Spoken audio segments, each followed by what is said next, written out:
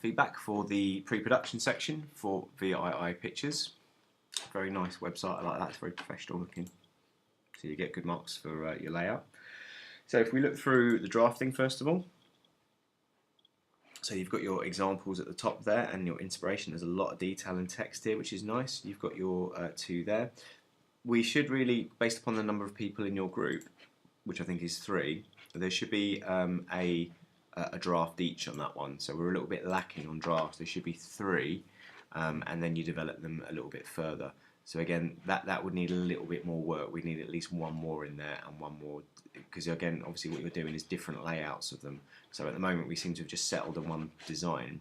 Again, looking at a good example of jump scare here, which was an A grade last year. As we're doing our magazines and posters, what you'll notice is they've got far more range of different designs here. So they've done 4 because there was 4 of them. You should be doing 3 because there's 3 of you. But if you notice, they look very different. And also when they develop them to their digital designs, which we'll be doing today after your makeup tests, again, they all look very different in terms of what they're doing. So we need a bit more variety, not just the same thing each time, in terms of that, and that. If we go on to our magazine cover drafts, same sort of thing. We need some influences on here, so this section is incomplete. If you look down here, you can see that they've put the examples of what they're looking at and the kind of commentary on there. And then you've got 1, 2, 3, 4, and they all look very different. And then again, they've laid them out in very different ways. So we need to look at how we're doing that. We need one more pencil one. That doesn't really look like a layout for a magazine there, to be fair. We need another one on there. I like the way you've laid them out. That's quite nice. But we need a bit more, and obviously we need our influences and need far more text. So this section is still to be completed and added to. I'd say overall that contribution is probably around the sort of C+, but we need to be higher if we're going for this supported grade this year. Going to our audience research. So we've done our surveys, good. Here's our results. You've analysed them, which is lovely, very good, very detailed, excellent. So what you might want to do to improve that section is if you go to the audience research, it's the big conclusions that they have under each section. The job of this bit, not these 7 questions here, but I'm talking about this bit here at the bottom. This is important because it's basically saying what you've learnt from this and how you're going to react based upon these results. So what you're then going to do to move this forward based upon what you found out. So we're not going to actually set it in the woods because the audience said they don't like seeing films set in the woods, that type of information. But you'll need to do that for each of the 3 things, so the magazine, the poster and the trailer. If we now move on to mood boards, so these are quite nice, and you've used ThingLink. This is lovely, very good.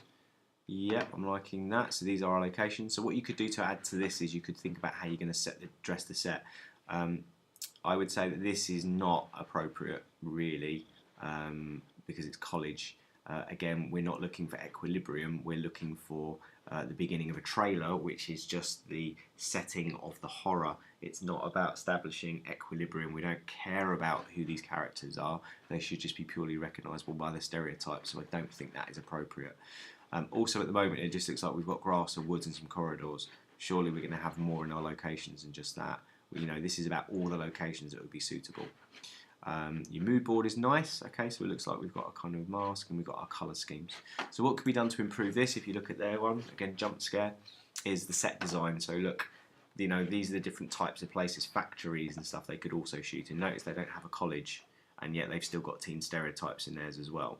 So, you know, we want to be thinking about whether we're going to be using this in that way. The key thing you can do to add to yours is also think about putting in examples of where we've seen those locations. So Hostel, for example, we've got this dark, gringy factory corridor, so that's why we've got these shots in here. Okay, and they've explained that there about where people are being tortured. So we really want to make sure we link these together. Okay, but a little bit of work on that, but I think, yeah, that definitely needs some work and attention, that bit. You could also think about your subtext. Now we know what the meaning of the film is, so what is it you're actually saying? If it's teen punishment, again, you might want to explore that. Okay, moving on to the next 2 sections. We are now on camera training. So this is nice. I like the way you've done the colour grading. I think I gave you some feedback on that last week. So again, with these, what you'd need to do now is add in next to it why you would use these shots. So looking at their examples, we're thinking about why you would actually go and use the shots that you've talked about. what's the positives and what's the negatives, or just how you would use them. So again, in these horror shots, I believe they've actually added that in video, like I gave you the feedback last week. I remember doing this. So again, what is it representing? A barrier to adulthood, for example, by having them behind that opaque glass. So what is that representing? A barrier to, so get your analysis in. So rather than re-editing it, as I said to you last time, maybe put this stuff in here and justify them. Okay. So moving on now to our storyboard and our animatic. Okay, so only problem I've got with the animatic is it's good enough, it tells the story, yeah, but it might not be any use for the actual editor when we're doing that. Okay, and also when you do that, you're going to get a jump cut. So it's very difficult to sell that this is a montage because it's not really fast enough.